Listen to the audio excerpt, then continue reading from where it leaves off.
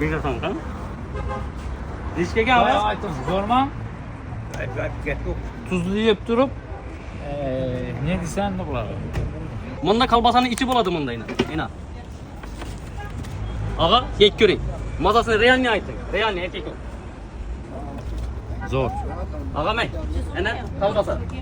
Yek göreyim. Real ne aytın mazasını? 20 ming so'm işi duruş. Qanchaga yek ko'rasiz? İşi duruş 20 ming so'm. Polkasi 20 ming so'm. 2 polkasi. Hey, mazali. Yek göreyim. Men. Alaring.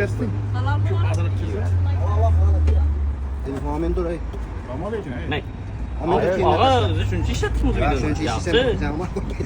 Bu sizin şagirti geldi. Bir etmeye işimiz kalbasana aksiye çürüşeri. Indi bana aksiye çürüp veremiz. Karanglar.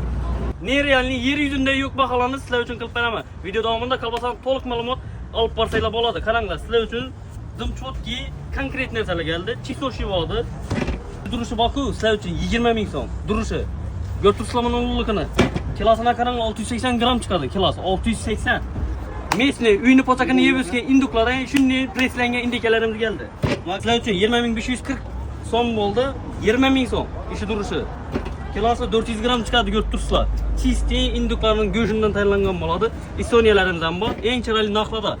Kapçoni, sosiskelerden bu. 2 kilo kalbasalarımızdan bu. En çıraylı, en doğru naklada kılıp veremem. Şimdi bu mahsulatımız hakkında to'liq ma'lumot berib o'tamiz. Beka beragay. Bu nerede ishlab chiqarilib turibdi? O'zimiz mesni Yevropa oborotiyadan ishlab chiqariladi, lekin o'zimiz masalan mesni go'shtlardan 100% halol, 200% garantiya ichina. İçine 200% garantiya o'zingiz berasiz, to'g'rimi? O'shag'imiz shaxsan aytib ketibdi, xudo xolasa, dakansa xalqimizga eng arzon narxda yedirib berib bilamizmi? Havo xudo xolasa, yanına zo'r baholar bo'ladi. Zo'r foyda talab qilibdi. Meni dandolar ham biladi, men yaxshi narsa pastdan ham taklif etganman. 200% masalan do'konchilar, rayon bo'lsin, shahar bo'lsin, hammasi biladi meni yaxshi. Shaxsan shog'imizni kuchli kalbasalarimiz aytib ketibdi.